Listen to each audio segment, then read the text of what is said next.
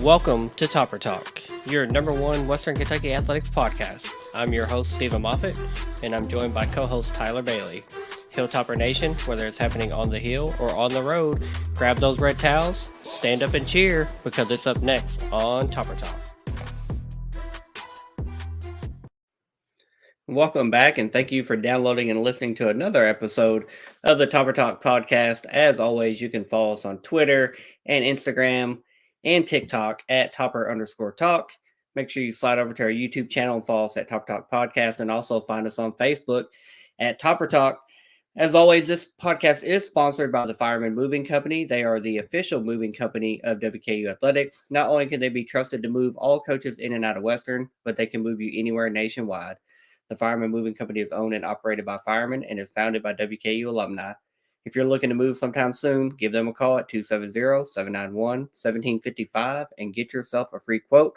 I promise you it'll be the best thing you do if you have to move or you have any moving needs.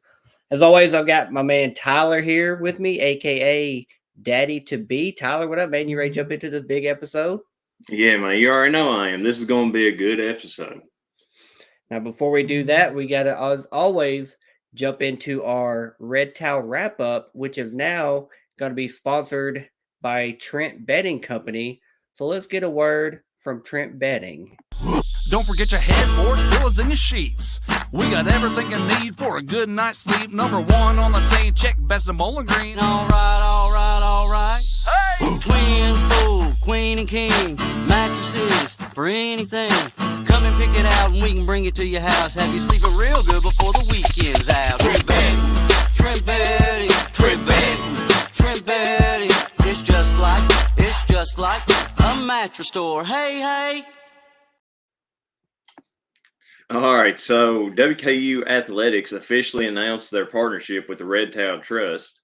The Red Towel Trust is now up to 89 subscribed members, which is big news. Yeah, absolutely big news. Obviously, we are the official podcast of the Red Towel Trust, so it's nice to see that official partnership with WK Athletics. I think it's going to just open up a lot more opportunities just across the board, especially for ourselves and just for the student athletes, and just make our NIL collective just a lot more efficient in all their efforts. And 89 subscribed members now. We're making a push to try to get to 100 and obviously over 100 in the near future. But if you're listening and you have enjoyed, you're on the fence about joining, hey, we need you to sign up for as low as $5 a month, or anywhere up to any amount, $100 a month if you'd like. But any budget can afford a membership. So head on over to redtoweltrust.com and sign up today. WKU Volleyball's Kaylee Koch and Callie Bauer were invited to the U.S. National Women's Team Open. Yeah, the GOAT, Travis Hudson, just keeps talent on the roster. And we know with Paige Briggs graduating last year, she was invited previously. So Kaylee Cox and Callie Bauer, we expect them to be big pieces moving forward into this coming season. So really excited for them to get a chance to play for the national team. It should be good exposure and good experience for them. Also, WKU baseball beat Lipscomb Tuesday to a score of 8-5. WKU used 12 pitchers. Blake Cavill, third double of the night, scored the go-ahead run in the top of the ninth inning. Yeah, the Hilltopper baseball team stayed hot. We started out, had an early lead in that game. Lipscomb was able to pull even in the fifth inning, put some heat on us. But luckily, our bats came through. Blake Cavill with his third double of the game. I mean, that's impressive. Able to pull that win off, get a comfortable 8-5 win. So love to see it for the baseball team. Also, a sellout diddle campaign has been launched by WKU Sports for next Wednesday game against La Tech. All available seats are available at the price of $10. Yeah, this is something that, quite frankly, needs to happen every game. We need to make this push to sell out diddle and put this importance on attendance for every game. I think, this level of tickets, $5, $10 cheap tickets should be available for walk-ups for every game. So I love that we're doing this. We're doing it plenty early, a week before the game. So that should be plenty of time to spread the word out. I know they sent out a text message today. They've sent out emails.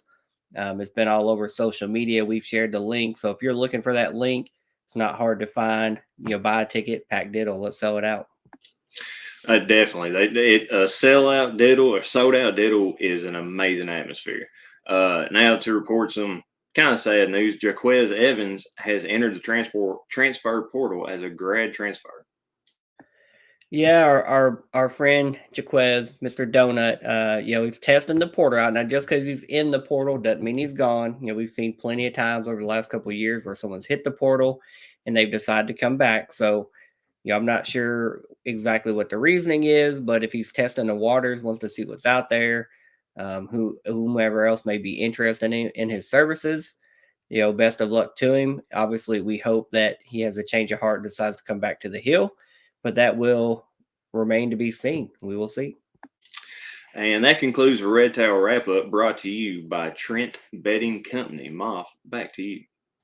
Absolutely. Great wrap up as always. Even though we just recorded 2 days ago, I didn't think there would be that much stuff to wrap up, but here we were, with a big full list of stuff there. So always good to share and catch up with that information. Now we're going to jump into the main segment of the episode, and that is previewing the 100 Miles of Hate Part 2 coming up this Saturday. The game is at 6:30 at the Glass House in Murfreesboro, Tennessee. The game will be on ESPN Plus.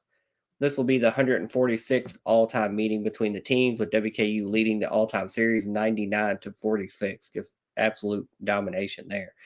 WKU enters the game with a 19-7 overall record. We are 8-4 in conference, and we're currently riding a 5-game winning streak. MTSU is entering the game at 11-16.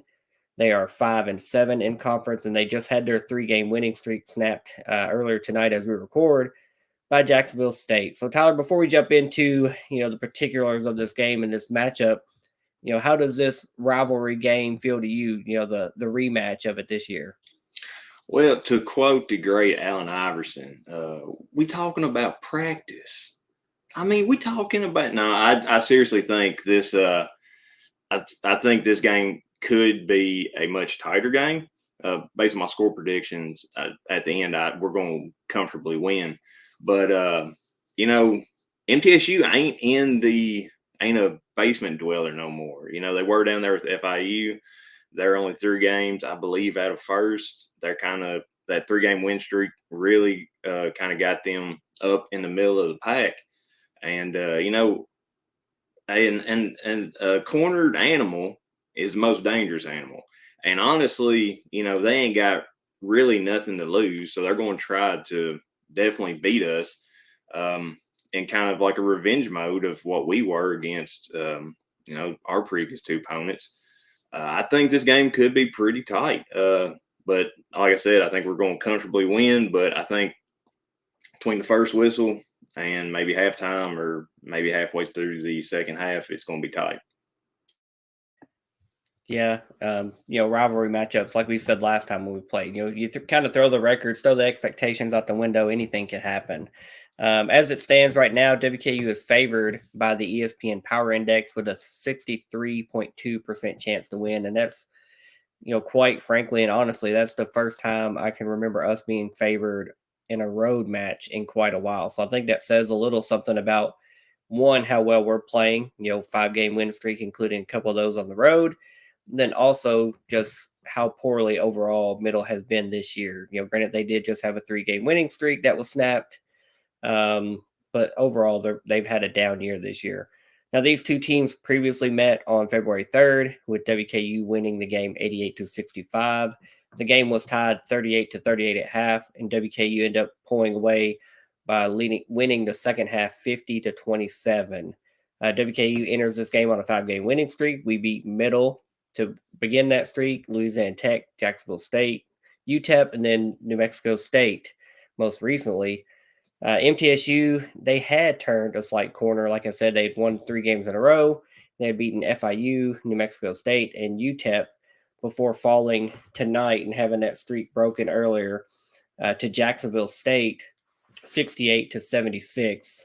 I was able to catch up with our buddy, that we collaborated with last time when we played, Jake Bolden over at the Blue Raider podcast. I asked him, I said, what led to this resurgence, this 3-game winning streak that MTSU has been on, because I don't keep up with them that much. I just see if they win or lose. And quite frankly, he said that they had been playing the bottom of the conference. And when you see that they beat FIU, New Mexico State, and UTEP, I think at least 2 of those were at home, New Mexico State and UTEP, and those teams have not won one game on the road this season. So he was right. He was hoping to be more optimistic if they were able to pull out a victory earlier tonight versus Jacksonville State. But unfortunately for them, they were not able to do that. Now, in our first matchup, Don McHenry led the way with 22 points. Big man Rodney Howard started his streak of solid games. He chipped in 16. Tyrone Marshall had 12 points, and Dante Allen rounded out our double-figure scores with 10. On the MTSU side, Jalen Jordan led MTSU with 22 points. It's hard to forget that he came in and hit 6 out of 10 from 3. I mean, he was just on fire. Then you also had Justin Porter in double figures as well with 18 points. Justin Porter is MTSU's leading scorer. He's scoring 14.5 points per game. He also had 41 points, including 8 out of 8 from 3-point range in a double overtime victory just this last week. He was named the Conference USA Player of the Week. He was named the Naismith National Player of the Week. So he got some big recognition for that output that he had last week. Jared Coleman-Jones is their leading rebounder. He's averaging 7.7 rebounds per game. And he's also their leading passer with 2.1 assists per game. Don McHenry is our leading scorer. He's averaging 16.1 points per game. Now our leading rebounder is still Brandon Newman. He's averaging 5.9. And our leading passer is Don McHenry, 2.7 assists per game. So Tyler, what are your thoughts, on all these players, people we need to watch out for? We're playing them at Middle this time. What are your thoughts on these guys before we get into the team stats and the keys to victory? Well, that Jalen Jordan guy, he's averaging 6.2 points per game, and he came in and dropped, 22 on us last time. You definitely going to have to watch out for him. Definitely got Justin, like I said, Justin Porter, Elias King, and Cameron Weston, and like you said, Jared Coleman-Jones. Those are their 4 double-digit scores in order. We're definitely going to have to keep a lid on them. But I feel like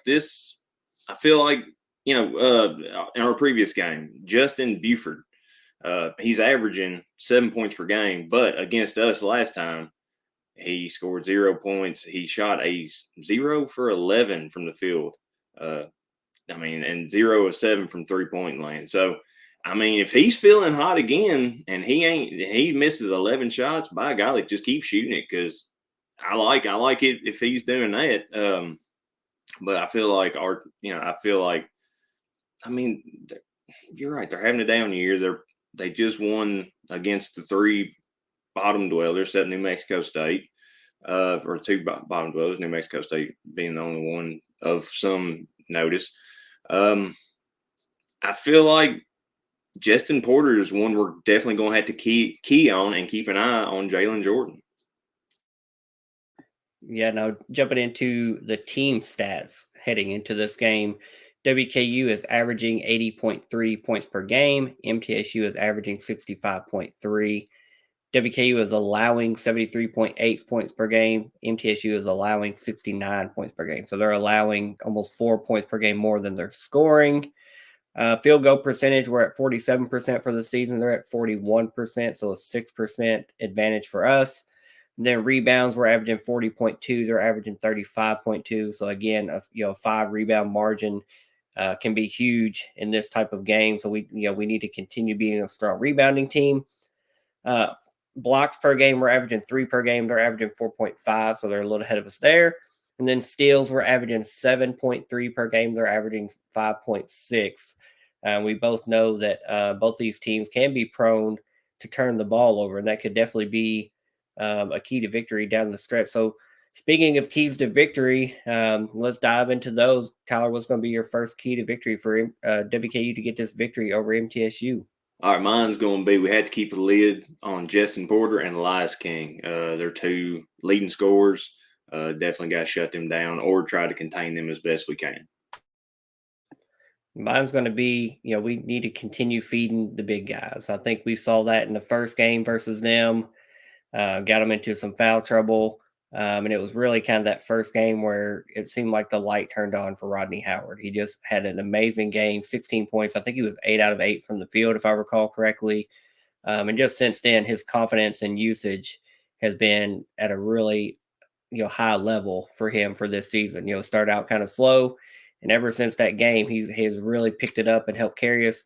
Babacar has been efficient, very good back to the basket, a little bit more mobile than what Rodney is. But I think both of those guys can be instrumental, and just be a mismatch and just a headache for middle. What's your second key to victory? I'm going to sound like a broken record, but limit turnovers and get to 50-50 balls. Yeah, we definitely have to limit turnovers. I mean, we've seen too many times where if we're, north of 15 turnovers, pushing 18 to 20 turnovers, it's tight ball games or we lose the ball game. So yeah, here lately when we've been closer to that, 13 to 15 mark, we can live in that range. Obviously I'd love to be closer to the bottom end of that, close to 10, really maximize our possessions. Because when we are able to get a shot up, we're pretty efficient. We're shooting 47% from the field on the year. So almost 50-50 chance that we're going to score by average. So we just need to take care of the ball, value the ball. When you go on the road, you can't shoot yourself in the foot and just constantly cough the ball up and not value the ball. So that's definitely a good key to victory. And I'm right there with you. What's your third? Well, just to kind of piggyback on your limit turnovers or on the limit turnovers, we had 9 turnovers in the first game at Diddle Arena. If we could keep it at 9, maybe 10, 11 and below, I'm going to be thrilled because the odds are it's definitely going to be a victory. But my third key to victory is going to be continue to play from the inside out. In this last couple of games we've won, I don't know if we shot over 23s. We're definitely feeding the post, like you said. We're getting inside the paint, and that just opens up, your shooters outside beyond the arc to be able to get a good look whenever teams are kind of stuffing the paint, trying to play inside there to limit, people driving or the big guys. So continue doing that. I mean, if it ain't broken, don't fix it. Yeah, I think my third key to victory is going to be we have to continue to defend the 3-point shot well. I think for the majority of this 5-game win streak, we've seen our opponents have really low 3-point shooting percentages, down to, I think 13% was the lowest. I think around 30% was the highest. So, if you can, I have a feeling they'll shoot a lot of threes, especially if they're playing from behind. Like I hope and expect and plan on them to be playing from behind. They're going to be shooting threes to try to catch up and chip into the league quicker. But we just need to make sure we're playing good defense. I know, a lot of times we're trapping those screens up top, and the help defense has to be rotating and getting there quick for those quick skip passes to the wing and then to the corner. So we've got to get there. We've got to get a hand up and jump at the shooter. Just not let them have a wide open look from the corner, which is, one of the highest rated 3-point shots on the court. So continue to be a good 3-point defensive team. Tyler, who is going to be your MVP versus Middle Tennessee? Well, once again, just piggyback on what you just said about playing good defense. In the first game, they shot 42 threes. I don't think I've ever seen a team shoot 42 threes. And now they hit 11 of them, but still, that's 26%. And they shot 40 freaking 2 of them. Sorry, MVT. For me, this is going to be first for this season. I'm going with a true freshman. I'm going with Tegan freaking Moore. That dude, he gives a spark on both sides of the ball. And, I mean, he's playing damn good. I mean, he's coming in. He's giving some highlight reels. I'm just a huge fan of Tegan Moore. So I'm going to ride with him for this week. All right, that's not a bad one. And speaking of highlight plays, that one spin move that was a very popular highlight clip of him that occurred against Middle Tennessee in Diddle the first time. So, maybe he'll hit the circle button and have another nice spin move and finish at the rim. I think Tegan is definitely earning his playing time. His confidence is up. You can tell when he gets the ball. He's looking to score. He's trying to go to the hole. When he does get there, he's absorbing contact and making tough buckets. He's not playing like a freshman anymore. At this point in the season, he's not. He already had the body to play more minutes, and now he's putting up good numbers. So, and I love to see that. I can't wait to see his future in a Hilltopper uniform. I think that's a great selection. But I'm going to go with Old Faithful. I'm going with Don McHenry. Give me point guard 1. It's just hard to bet against that man. I hope Teagan has a great game, but I think Don McHenry is just always going to be that threat to score 20 points plus in any given game. Because when he gets hot, he just gets rolling. He'll throw up a couple heat checks and they just seem to go in. So give me Don McHenry as my NVT. What's your score prediction for this 100 Miles of Hate matchup in Murfreesboro? All right, so I kind of took our score down from the first game since we're playing away. But and that was 88-65. I'm going with 84-63 Tops win. I said it's not going to be an easy win until the very end, but we're just going to come out, blow the lid off of it. The glass house is going to be the crap house. Let's go with it. The trap house. We're going to the trap house and playing in Murfreesboro. I hope to see a nice big victory. I'm not expecting as big a victory as we had here at Diddle. That second half, that 50-27 second half that we had the first game against them was probably one of our best halves offensively of the season, and defensively to hold them to 27 points. I went with a 84-70 victory, so close to yours, but a little bit more points for them. They're playing at home. They average 69 points a game, so I'll put them right there pretty close to their average, put us a little bit above our average, but I'll take a 14-point victory and a season sweep of those Blue Raiders any day of the week. Now, obviously, this game being on Saturday at 6:30, the women play earlier in the day here at Diddle, and then the men play at 6:30 there in Murfreesboro. I hope a lot of people get to make that trip and go to the Glass House. Usually that's an annual trip for me. I'm not going to be able to make it this year, but due to some kids' activities that I have to be a part of. But I'm looking forward to when I'm watching the game, seeing a lot of red in the stands. It's an easy trip to make. Obviously, it's 100 miles away, depending on where you live, but it's a nice hour-and-a-half trip. Go down early, hit up one of the Toots restaurants. That's usually what my wife and myself do when we go to town before basketball or football games. Hit up Toots, then go over to the Glass House and watch the Hilltoppers spoil their home game and send them packing with a loss. So looking forward to it. It's going to be a big game. The rivalry game is always fun. It's always exciting. It's always intense. And I'm looking forward to recapping that victory. Tyler, hit us with your final words and take us out of here. All right. Well, for the listeners who have made it this far, Moff did lead with something earlier in the podcast by calling me Daddy to be. My wife, me and her, today we've made it public on social media that now I'm going to be a father. I got a little baby boy due in August on the 13th. So hopefully that's a good sign to come for the football season. Go Tops. Go Tops. Maybe he'll be sitting there cheering along with me as Western beats up on Alabama. I still feel like I'm going to write that down as a dub. New coach, they lost some of their guys, but we ain't talking about football right now. We're talking about basketball and MTSU. But piss on MTSU, man. They're garbage. They are what they are, and they're straight trash. It's been MTSU hate week. I've been on Twitter. I ain't seen a single MTSU fan. I don't know where they are. I guess they're hiding in the woodwork, just waiting for something to happen. But I ain't got no time for MTSU. They're like I said, I've been down there a few times, and it just smells like a toilet down there, down in Murfreesboro. What's this I hear about? Maybe I saw something about Kermit and MTSU talking again.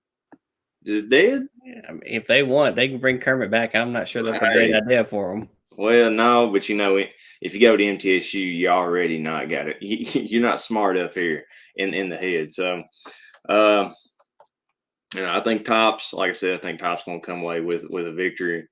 MTSU's trying to play spoiler. We're only half a game out of the lead.